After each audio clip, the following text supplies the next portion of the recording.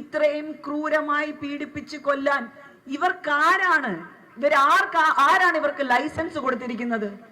തലമൂത്ത സഖാക്കന്മാരൊന്നും മാറും എന്ന് എനിക്ക് തോന്നുന്നില്ല. കാര്യം അവരുടെ മുഖമുദ്ര തന്നെ അക്രമ രാഷ്ട്രീയമാണ്. പക്ഷെ ഈ കുട്ടി സഖാക്കളെ ഇങ്ങനെ അഴിച്ചുവിട്ടാൽ നാളെ ഇവരുടെ കയ്യിലേക്കാണ് കേരളത്തിന്റെ ഭാവി വന്നു ചേരുന്നതെങ്കിൽ നമ്മുടെ അവസ്ഥ എന്തായിരിക്കും? എന്നിട്ട് ഈ കുറ്റം നടന്നിട്ട് ഏറ്റവും ആദ്യം ഇത് മറച്ചു വെക്കാനാണ് സർക്കാർ ശ്രമിക്കുന്നത്.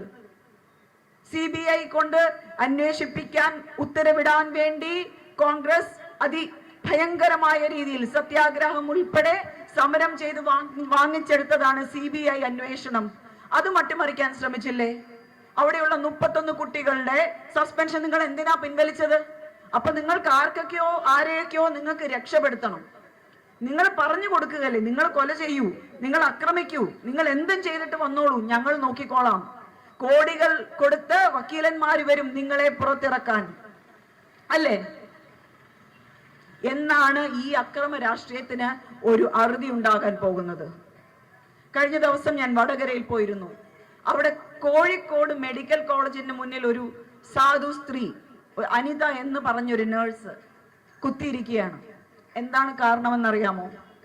കോഴിക്കോട് മെഡിക്കൽ കോളേജിൽ ഒരു സർജറി കഴിഞ്ഞ് ഇന്റൻസീവ് കെയർ യൂണിറ്റിൽ കിടന്ന ഒരു പേഷ്യന്റിനെ അവിടുത്തെ ഈ സംഘടനയുടെ ഒക്കെ ഭാഗമായി നിൽക്കുന്ന ഒരു വ്യക്തി പീഡിപ്പിക്കാൻ ശ്രമിച്ചു.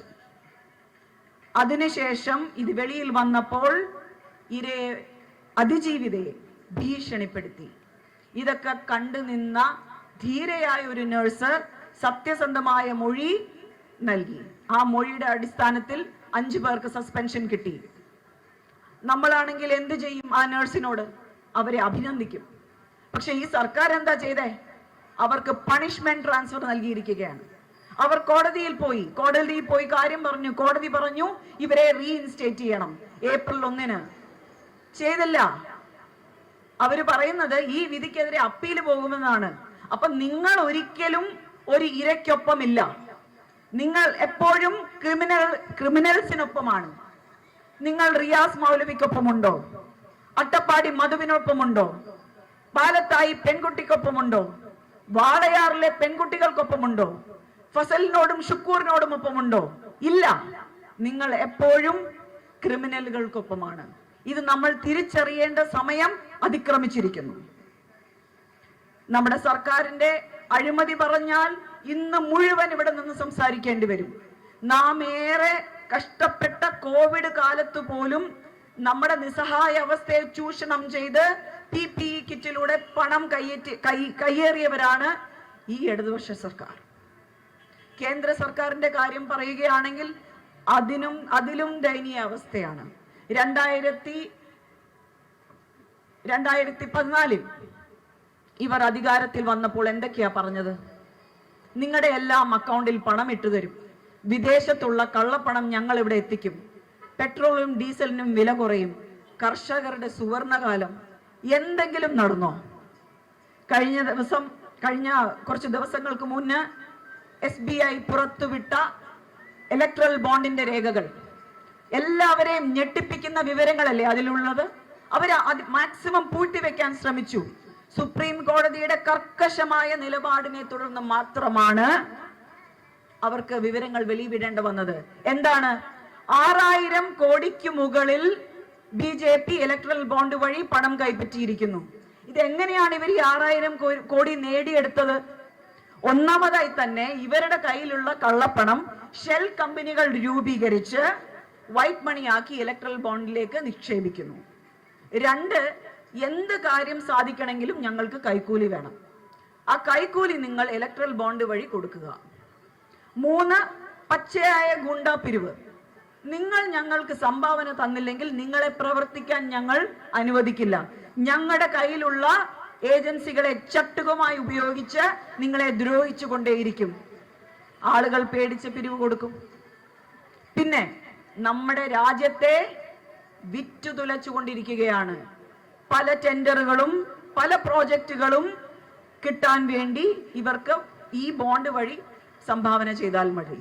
ആ സ്വരുക്കൂട്ടിയ പണം കൊണ്ടാണ് ഇന്ന് ഇന്ത്യൻ ജനാധിപത്യത്തെ തച്ചുടയ്ക്കാൻ അവർ നോക്കുന്നത്. എതിരാളികളെ ഏത് വിധേനയും തളർത്തുന്ന പല നടപടികളുമാണ് അവർ ചെയ്യുന്നത്. അവർക്കറിയാം ഒരു ജനാധിപത്യ രീതിയിൽ ഇവിടെ തിരഞ്ഞെടുപ്പ് നടന്നാൽ ഇന്ത്യ സഖ്യം അധികാരത്തിലെത്തും. എന്ത് വിധേനയും അത് നിർത്തണം. ഡൽഹി മുഖ്യമന്ത്രി അരവിന്ദ് കെജ്രിവാളിനെ അറസ്റ്റ് ചെയ്ത് തിഹാർ ജയിലിൽ അടച്ചില്ലേ? അദ്ദേഹം ഒരു മുഖ്യമന്ത്രിയാണ്. അദ്ദേഹത്തെ അറസ്റ്റ് ചെയ്യുന്നതിന് ചില രീതികളൊക്കെ ഉണ്ട്. അതെല്ലാം കാറ്റിൽ പറത്തിയിട്ടാണ് അദ്ദേഹത്തെ അറസ്റ്റ് ചെയ്തിരിക്കുന്നത്. കോൺഗ്രസ് പാർട്ടിയോട് എന്താണ് ചെയ്തത്? അവരുടെ ഏറ്റവും വലിയ വെല്ലുവിളി ഇന്ത്യൻ നാഷണൽ കോൺഗ്രസ് ആണ്. നമ്മുടെ അക്കൗണ്ടുകൾ മരവിപ്പിച്ചില്ലേ? നമ്മുടെ പ്രവർത്തകരുടെ ഇച്ഛാശക്തിയും നമ്മുടെ സ്ഥാനാർത്ഥികളുടെയും നേതാക്കന്മാരുടെയും കഠിനാധ്വാനം ഒന്നുകൊണ്ട് മാത്രമാണ് നാം ഈ ഇലക്ഷനെ നേരിട്ടുകൊണ്ടിരിക്കുന്നത്. അവർ വന്ന അന്ന് തൊട്ട് തന്നെ വളരെ ബ്രില്യൻ്റായി നമ്മളെ, നമ്മുടെ സ്വാതന്ത്ര്യത്തെ ഹനിച്ചുകൊണ്ടിരിക്കുകയാണ്. നാം എന്ത് കഴിക്കണം, നാം എന്ത് ധരിക്കണം, നാം എന്ത് പറയണം, നമ്മുടെ കുട്ടികൾ എന്ത് പഠിക്കണം, എല്ലാ സ്വാതന്ത്ര്യത്തിലും അവർ കൈ കടത്തുകയാണ്. ഇപ്പോൾ വന്ന CAA അത് അവരുടെ വളരെ ബ്രില്യൻ്റ് ആയിട്ടുള്ള, നമ്മെ വർഗീയമായി വിഭജിക്കാനുള്ള ഒരു ബ്രില്യൻ്റ് ബ്രെയിൻ വാഷിംഗ് ടെക്നീക്കാണ്. നാം അത് തിരിച്ചറിയണം. കാര്യം ഇത് വരുമ്പോൾ നാം ഇത് ഡിസ്കസ് ചെയ്തുകൊണ്ടിരിക്കും, ഇല്ലേ? അതുവരെ നാം എല്ലാം ഒറ്റക്കെട്ടാണ്, നാം ഒന്നാണ്, നാം ഇന്ത്യക്കാരാണ് എന്നുള്ള വികാരത്തിൽ നിന്ന് മതത്തിന്റെ പേരിൽ നമ്മൾ വിഭജിച്ച് നിൽക്കാൻ വേണ്ടി ഇതിങ്ങനെ പറഞ്ഞുകൊണ്ടിരിക്കുകയാണ്. നമ്മുടെ തലയിൽ അപ്പൊ കയറും, ഓക്കെ ഞങ്ങളൊക്കെ തമ്മിൽ എന്തോ വ്യത്യാസമുണ്ടെന്ന്. ആ ട്രിക്കിലും ട്രാപ്പിലും നമ്മൾ വീടില്ല. ഞാൻ ഏറെ സംസാരിക്കുന്നില്ല. എനിക്ക് നിങ്ങളുടെ പ്രിയങ്കരനായ സ്ഥാനാർത്ഥിയെ വളരെ അടുത്ത് പരിചയമുണ്ട്. 1977 മുതൽ അദ്ദേഹം അപ്പയുടെ കൂടെ തന്നെയുണ്ട്. ഒരു സന്തത സഹചാരിയായിരുന്നു. 32 കൊല്ലം കോട്ടയത്തെ, പ്രത്യേകിച്ച് പുതുപ്പള്ളിയിലെയും കാര്യങ്ങളൊക്കെ അദ്ദേഹമാണ് നീക്കിക്കൊണ്ടിരുന്നത്. അപ്പയുടെ എല്ലാ തെരഞ്ഞെടുപ്പും, നിങ്ങളുടെ MP ആകുന്നതിന് മുമ്പ് വരെ എല്ലാ കാര്യങ്ങളും അദ്ദേഹമാണ് നോക്കിക്കൊണ്ടിരുന്നത്. അതുകൊണ്ട് ഒരു വൻപിച്ച ഭൂരിപക്ഷത്തിൽ അദ്ദേഹത്തെ ഇവിടെ നിന്ന് തിരഞ്ഞെടുക്കേണ്ടത് വളരെ അത്യാവശ്യമാണ്. കാരണം നാം കൊടുക്കുന്ന ഭൂരിപക്ഷം, നാം തിരഞ്ഞെടുക്കുന്ന അത്രയും സ്ഥാനാർത്ഥികൾ ഇവർക്കൊരു ഷോക്ക് ട്രീറ്റ്മെന്റ് ആയിട്ട് കൊടുക്കണം. കഴിഞ്ഞ വർഷം 19 സീറ്റ് കിട്ടിയെങ്കിൽ ഇത്തവണ 20 സീറ്റും കിട്ടണം. കാരണം ഇതൊരു ഷോക്ക് ട്രീറ്റ്മെന്റ് ആണ്. ഈ ഷോക്ക് ട്രീറ്റ്മെന്റിലൂടെ ഈ രണ്ടു കൂട്ടരും ആത്മപരിശോധന നടത്തണം. നിങ്ങളുടെ തെറ്റുകൾ മനസ്സിലാക്കണം. ഇത് മതേതര ഇന്ത്യയാണ്. ഞങ്ങളെ വിഭജിക്കാൻ ശ്രമിക്കാതെ ഒറ്റക്കെട്ടായി നിർത്തുകയാണ് നിങ്ങളുടെ ദൗത്യം. നിങ്ങൾ നന്നായി, നിങ്ങൾ തിരുത്തി, നിങ്ങൾ ഇവിടെ ഉണ്ടാകണമെന്നാണ് ഞങ്ങളുടെ ആഗ്രഹം. അല്ലാതെ നിങ്ങൾ വേറെ നാട് വിട്ടു പോകാനൊന്നും ഞങ്ങൾ പറയത്തില്ല.